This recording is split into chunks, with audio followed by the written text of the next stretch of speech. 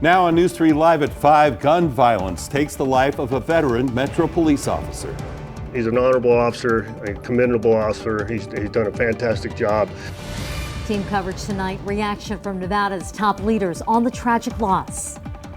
Metropolitan officer of 23 years of experience on the force was brutally murdered. Why the pace of police shootings are becoming more frequent. We're also looking at how mental health services are now a top priority to disrupt a spike in what can be very dangerous domestic disturbance calls. News 3 starts now. Uniform officers, attend, present, arms. A touching video from Metro Police this morning thanking Officer Trung Tai for his dedication to the force and honoring his sacrifice. It was a major loss for our community when we lose an officer. Officer Tai was killed in the line of duty early this morning responding to a domestic disturbance call. We have team coverage at the top of the hour, learning about the moments leading to the gunfire and new information from other recent police shootings in the Valley. Also, how mental health has played a big part in domestic disturbance cases. Okay, let's get started here by sending it out to News 3's Kristen Drummond. She's breaking down exactly what police say happened right before Officer Tai was killed. Jim and Marie, Metro Police closed a portion of Flamingo here behind me for several hours this morning. As you can see, it is now back open to traffic, but this is where Metro Police say a man murdered Officer Trung Tai in the early hours while responding to a domestic disturbance call. This is the man you see right here. Police say Tyson Hampton is accused of shooting and killing Officer Tai, the 23-year veteran on the department. They say he and his partner came here around 1:10 this morning responding to that domestic disturbance call. While making contact with Hampton inside a car, police say the 24-year-old had a gun and fired at the officers. Tai and his partner shot back, but a bullet hit Officer Tai in the torso. He died at Sunrise Hospital. His loss impacting many across the state, including those who worked with him. Tai was a good guy. Like, you know, there's those genuinely good people out there, and he was that guy. Loved working with the guy, whether it was overtime, whether it was a regular shift, wherever it was. He was always happy, always loved coming to work, loved being a police officer. Now, police say Hampton drove away immediately after the shooting. They were able to take him into custody about 3 miles away by Desert Inn and Eastern with the help of the K-9 unit. Another person was also shot this morning. We are told through a source that it was the partner of Hampton. I'm told she went to the hospital and is expected to live. Reporting live near UNLV, I'm Kristen Drummond, News 3. All right, Kristen, thank you for that. Another story we'll keep following for you as we learn more tonight about another armed confrontation with police earlier this week. This was in North Las Vegas. Police shooting kill a man wearing a Halloween mask while threatening people with a gun. News 3's Steve Wolford was at that police briefing just a little while ago, and he joins us live from North Las Vegas Police Headquarters to walk us through what happened. Right, that's right. This happened Monday evening near the intersection of Cary and Martin Luther King Boulevard, actually not very far from where we're standing right now. We're about to show you some body cam video from Officer Anthony Moliere, and just a warning ahead of time, you might consider some of these pictures to be graphic. It was taken when Officer Moliere made contact with the suspect in this case, 44-year-old Christopher Earl Smith. Now, police say that if you look closely at the video, you'll be able to see Smith reaching down with his right hand toward his waistband at a gun, and at that point, that's when they say Officer Moliere was forced to open fire. Hey, police, stop right there. Hey, stop. Stop right there, it's police. Put your hands up. Put your hands up, dude, I'm not playing with you. Stop reaching. Don't reach. During the briefing, North Las Vegas Police Captain Adam Hyde and Assistant Chief Michael Harris went minute by minute through the timeline leading up to that shooting. It began at about 5:30 back on Monday evening when a man called 911 saying that the suspect had pointed a gun at him. A few minutes later, another 911 call from the Cary Mini Mart where a woman said a man wearing a Halloween mask was waving a gun around at people. I work at the Cary Mini Mart. We have a guy out there that has a gun and he's pulled it on a couple of customers. He's kind of wacko. Right now, is he white, black, Hispanic, or Asian? He's black. Okay, 5'5". He's wearing green socks, green shoes, a white t-shirt. Where's the gun right now? I believe he had it still in his pocket. It was found in Smith's possession. North Las Vegas police say that the autopsy revealed that Smith had alcohol, THC, and oxycodone in his system. They also say he had a long criminal record dating back to about 1995. Officer Malier is on paid administrative leave pending the outcome of the investigation. At North Las Vegas Police Headquarters, Steve Wolford, News 3. Back to you. Steve, thank you. Just about every Southern Nevada law enforcement agency has been confronted in some sort of violent way. And here's another one here, another case here. This comes from Henderson. That man you just saw accused of aiming a rifle at Henderson police. Well, he appeared in court today. Mark Ellsworth is charged with setting his home on fire and assaulting an officer. In the arrest report, police say Ellsworth's mother told them he had a mental breakdown, chopped up his bed with an axe, and when officers arrived, Ellsworth pointed a rifle at them. Police fired at Ellsworth and then arrested him. He'll be in court next week. Just in the last 72 hours, there have been 12 officers hurt or killed while on duty. This map of the U.S. shows the different locations around the nation where officers were injured or died, the most recent here in Las Vegas. So what's behind this uptick in violence against police officers? Well, the spokesperson for the National Police Association thinks there's plenty of blame to go around. Sergeant Betsy Smith is her name. She says across the country, 55 police officers have been killed by gunfire this year. She believes the profession has been ripped apart in recent years, with officers being called racist and overly aggressive. She says from politicians to activists and even the media, it'll take teamwork to turn things around.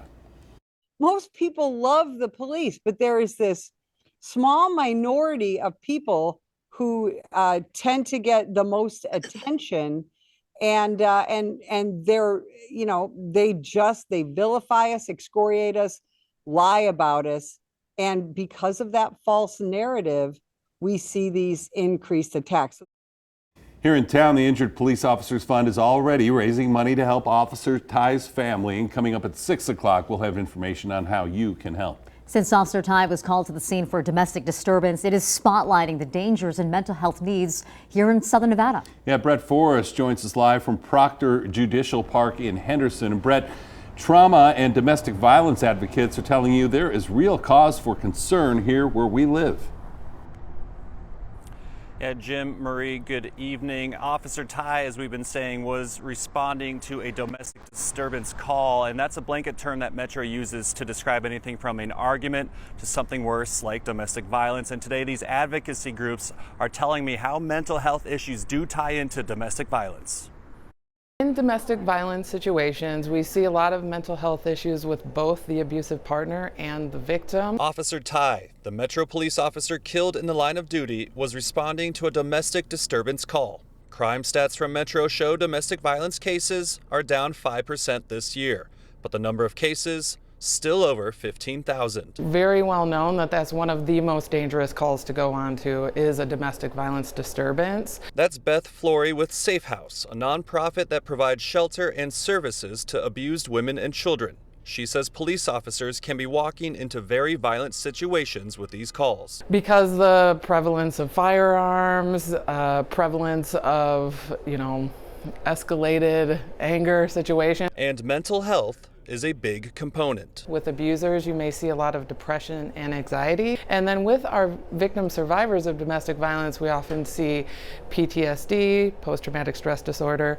We often see depression as well as anxiety. A study this year says Nevada ranks 51st in the country in mental health access for both youth and adults. Addressing domestic violence means addressing mental health. I don't think it's just Las Vegas. I think it's everywhere. We're seeing more tragedy. We're seeing more violence, and sure, that's concerning. And highlighting a growing trend of tragic incidents in Southern Nevada, the Trauma Intervention Program says they saw a 25% increase in responses from 2020 to 2021, a group that helps those involved with tragedy cope with trauma.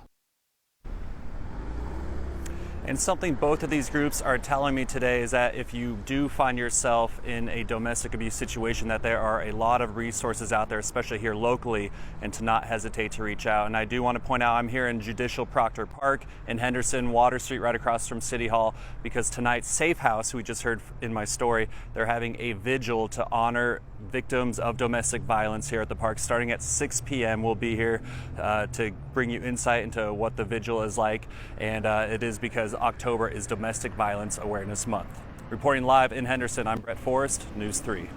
All right, Brett, thank you for that. And from the police family getting together to honor this fallen officer and now support his family, to new suspect information. We'll bring you all the developments in this story, and you'll get everything as we report it if you download our app, News 3 LV.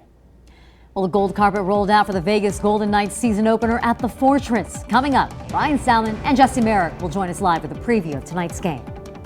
And if you're sticking around for the puck to drop at 7 o'clock, 84 degrees on the Strip, enjoy that warmer weather because we do have changes coming our way. It includes a slight chance of storms over the weekend and a drastic temperature drop. Your full weather forecast after the break.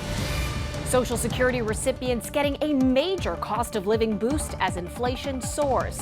I'm Atrell Nashar with how rising prices are impacting budgets across the board.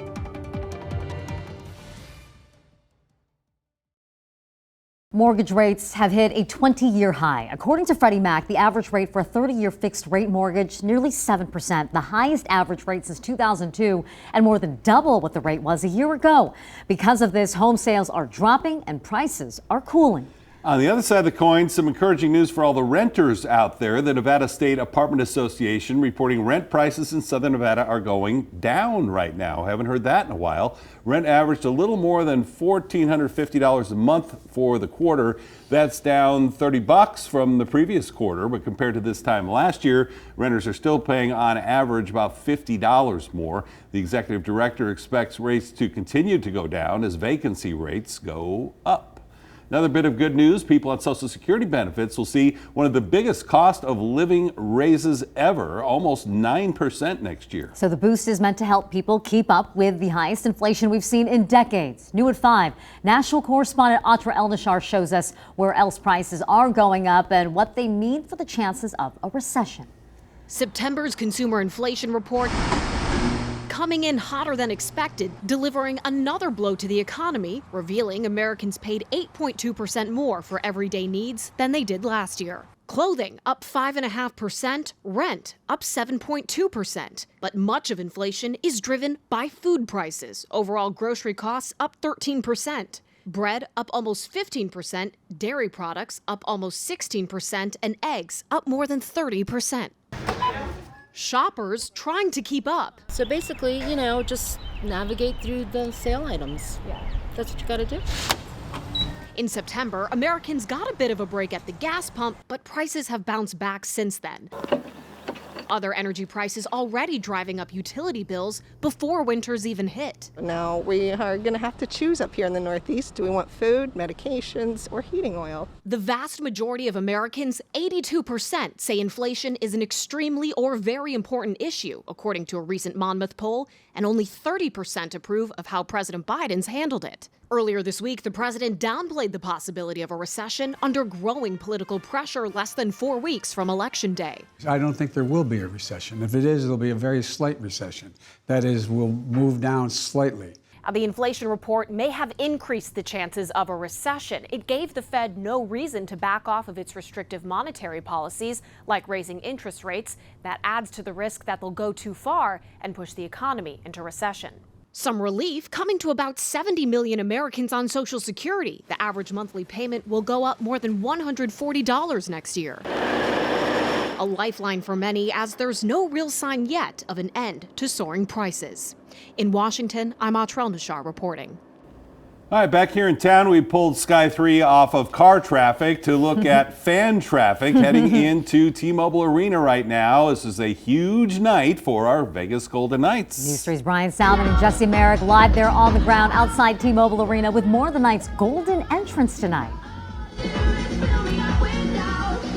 Well, hey, welcome out here and see Ramoz outside at T-Mobile Arena, Justin Eric, Brian Salmon. Hey, they had the gold carpet. We got a couple leftovers. We'll bring them back for you guys at the station.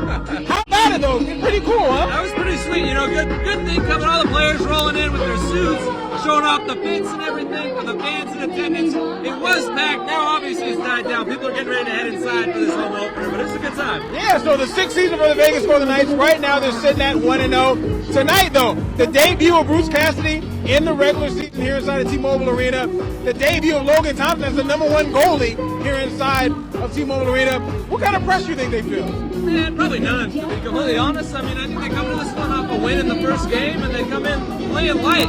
Chicago's the one that's got the pressure on them. They don't want to start 0-2, coming in on a back-to-back. I think they're, especially the way that ended, feeding off of that momentum. All right, we talked a little bit about it during 3 o'clock hour. The guys in their outfits. Who won the day out here? I think William Karlsson takes the cake, man. He's wearing that green one with like the almost like burnt orange checker stripe. Yeah. There you go. All right. You look pretty good yourself, my man. You're not too bad. I mean, look. There you go. All right. We're going to be back here at 6 o'clock, talk a little bit more about the game. But for now, for Jesse Merrick, Brian Salmon, back to you in the studio. All right, the studio where we don't have the pump and music That's right. that they do out by T-Mobile. Hey, it's a party out there for sure. No All doubt. right. Brian and Jesse, thank you. Weather Authority time, and Ophelia Young is here with us tonight. She's been telling us we're going to start to feel more like what we should soon. Finally gonna be sweater weather.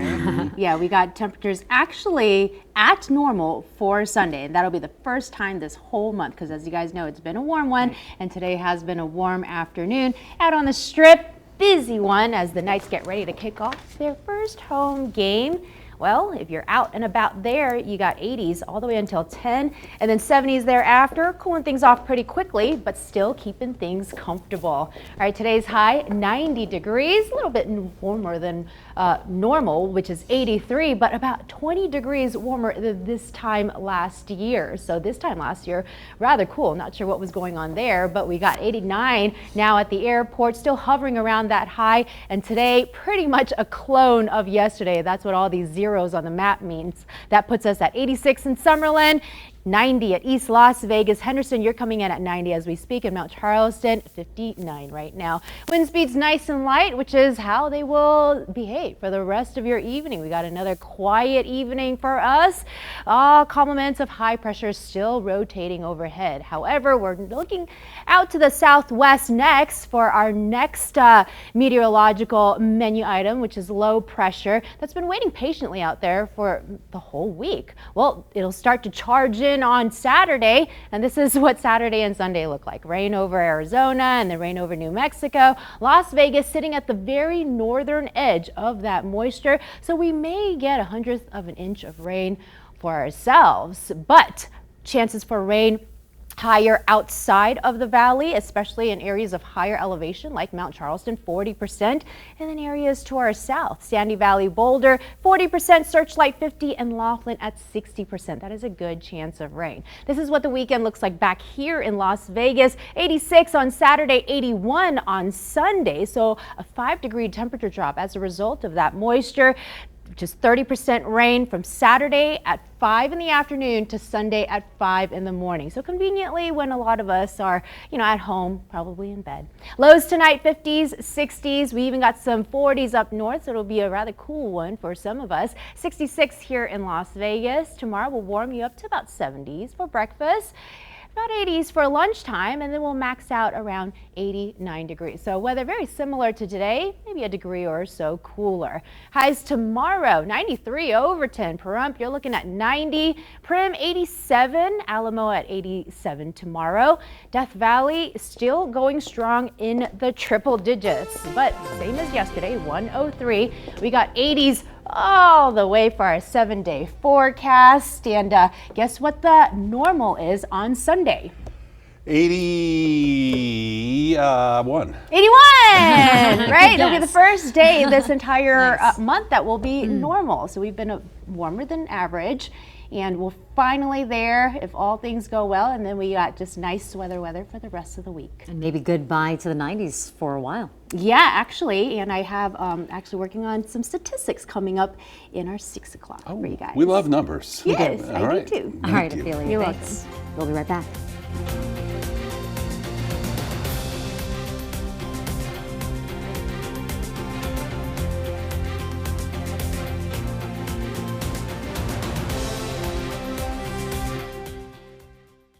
Right now, concerning news about the flu as families face a double threat from the flu and I'm gonna have her COVID. Uber to the station. Okay. She could hear about the 5 o'clock, I think. Yeah. Oh, nice, nice. And then I'll run her home during the dinner break and get her situated. Okay. How long is she staying in town for? She's here through the following Thursday, so I Oh. get a nice long visit. Yeah. I might go up to Boulder City and grab a room at that hotel again Yeah. Saturday night. Yeah. Good time of year to visit. Yeah, be perfect. I'm not sure how much hiking she's up for because she's had some leg and back